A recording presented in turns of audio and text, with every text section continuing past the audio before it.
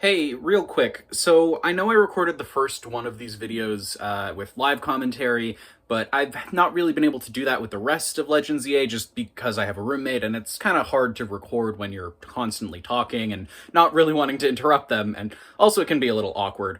Anyway, the point of this is I'll probably try to do more live commentary again at some point, but if you guys like this format and you want me to keep it up after ZA, that would be really helpful to know.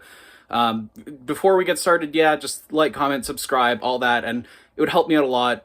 Anyway, let's get into the video. Picking up from having ranked up to Y, I headed down to the lobby of the hotel to find Tawny and Naveen, but no Lita. Great, the one character that I was most interested in getting to know a bit, and she's not even here. But I guess I'll take this old man as substitute.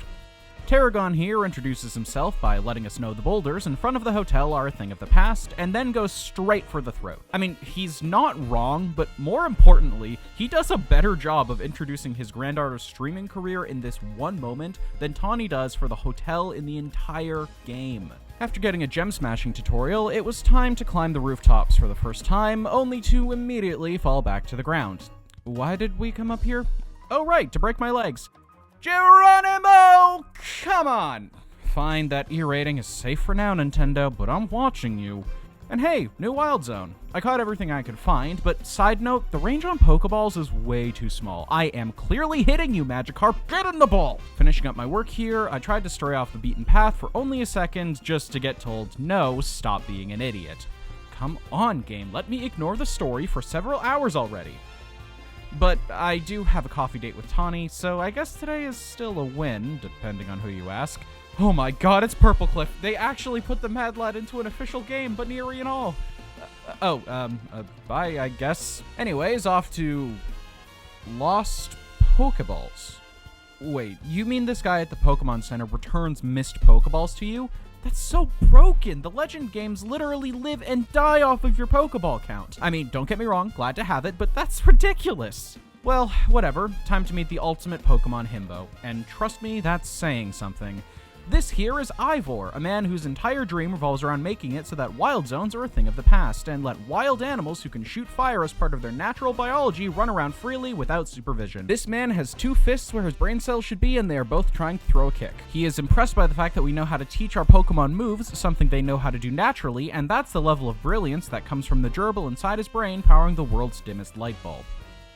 We'll need him again later, but for now, his apprentice will have to do. Heading into the next of the definitely necessary wild areas, I gathered every mon I could, including a Litleo, giving me the ability to set localized fires whenever I see a bush. And since somehow random acts of arson aren't a crime in the Pokemon world, I can go visit the local detective Emma without fear of being arrested.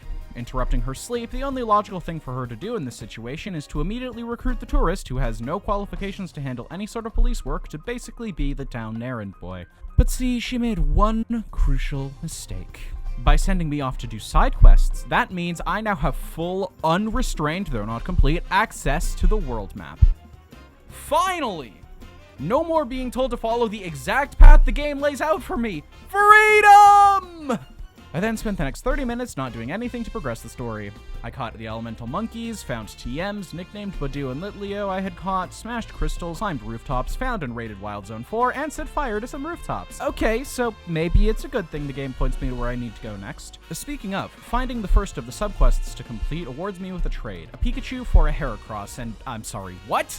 Look, I love Heracross. It's one of my favorite Johtomons and probably one of, if not the best bug types Game Freak has ever produced. And I know the Kalos games are no stranger to OP fighting type Giftmons, but this is a required trade for a Pokemon with a 500 BST while my starter hasn't even evolved yet. It's like giving me an endgame weapon right after getting out of the tutorial area. Still, I'm not gonna turn away one of my favorites, so welcome to the team, bois.